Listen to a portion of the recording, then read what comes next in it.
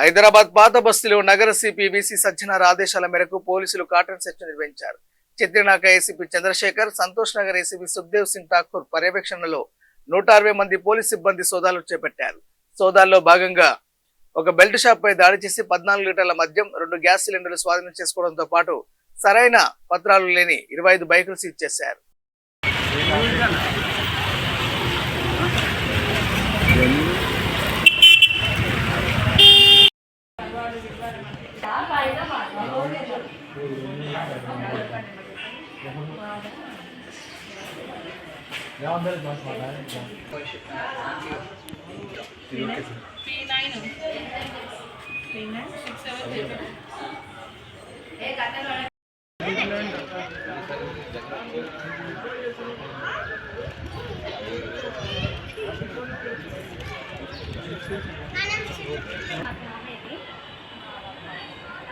Father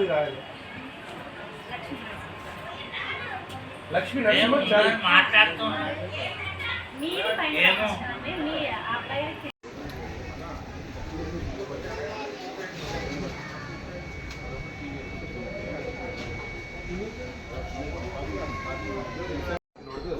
owner కూడా ముగ్గురే ఉంటారు, భార్య భర్త బిడ్డ.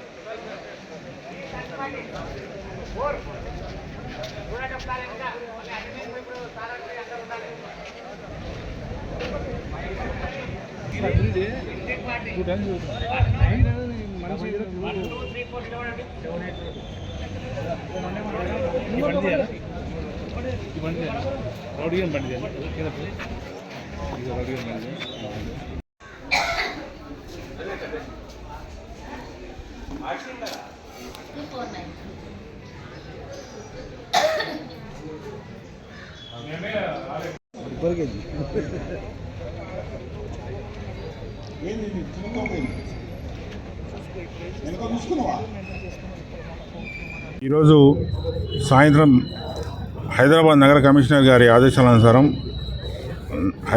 చార్మినార్ డీసీపీ శ్రీ కిరణ్ ఖారే గారి నాయకత్వంలో ఈరోజు చిత్రనాక పోలీస్ స్టేషన్ పరిధిలోని మేకల్మండి ఏరియాలో కమ్యూనిటీ కాంటాక్ట్ ప్రోగ్రామ్ని నిర్వహించడం జరిగింది. ఇందులో భాగంగా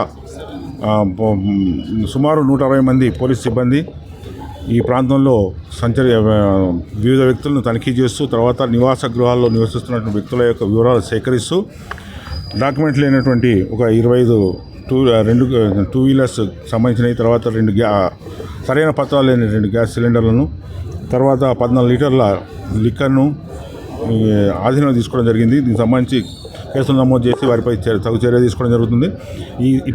ఈ కార్యక్రమంలో 2 ఏసీపీలు, 10 మంది ఇన్స్పెక్టర్లు మరియు ఒక 20 మంది సబ్ ఇన్స్పెక్టర్లు మరియు మిగతా సిబ్బందితో ఈ కార్యక్రమాన్ని నిర్వహిస్తూ పోలీసుల పట్ల, తర్వాత ప్రజల భద్రత కోసం అని చెప్పి హైదరాబాద్ నగర కమిషనర్ గారి ఆదేశానుసారం నిర్వహించినటువంటి ఈ కార్యక్రమం ఇది ప్రజలందరికీ కూడా ఇటువంటి కార్యక్రమం నిర్వహిస్తున్న క్రమంలో వారి నుంచి మాకు కావాల్సినటువంటి సహకారం ఉన్నది. ఇటువంటి సహకారాన్ని రాబోయే రోజులు కూడా కోరుకుంటూ ఈ కార్యక్రమంలో అవాంఛనీయ ఎటువంటి అసాంఘిక శక్తులకు వారి కోసం మాత్రమే ఈ తనిఖీని నిర్వహించడం జరిగింది.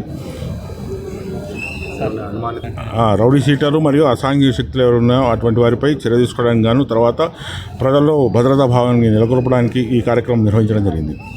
ఇది అనుమానితులు లేరు. తర్వాత ఈ సందర్భంగా జరిగినటువంటి సమాచార సేకరణలో కొంతమంది వ్యక్తుల మీద సమాచారం వచ్చింది. ఆ తదుపరి రోజుల్లో వారిపై చర్య తీసుకోవడానికి కార్యక్రమం చేపడతాం. ఆ గంజాయికి సంబంధించిన వ్యక్తులు తీసుకునే వ్యక్తులపై కూడా చర్య కోసం అని చెప్పి మన హైదరాబాద్ కమిషనర్ గారు హెచ్కి సంబంధించినటువంటి అధికారులను కూడా పంపించడం జరిగింది. అటువంటి వ్యక్తులు ఎవరు కూడా ఈ సమయంలో మాకు కాంటాక్ట్లో రానందుకు వారిపై చర్య తీసుకోలేదు. తర్వాత అటువంటి వ్యక్తులు ఎవరైనా మా అదుపులో కానీ మాకు అటువంటి వ్యక్తుల యొక్క సమాచారం మీరు అందించినట్టయితే తప్పకుండా వారిని జనజీవన శ్రమంతో కల్పించడానికి, తర్వాత మరి వారి రాబోయే ఆరోగ్య భవిష్యత్తు కాపాడడానికి, వారిని రక్షించడానికి మేము సర్వదా సిద్ధమై ఉంటాం.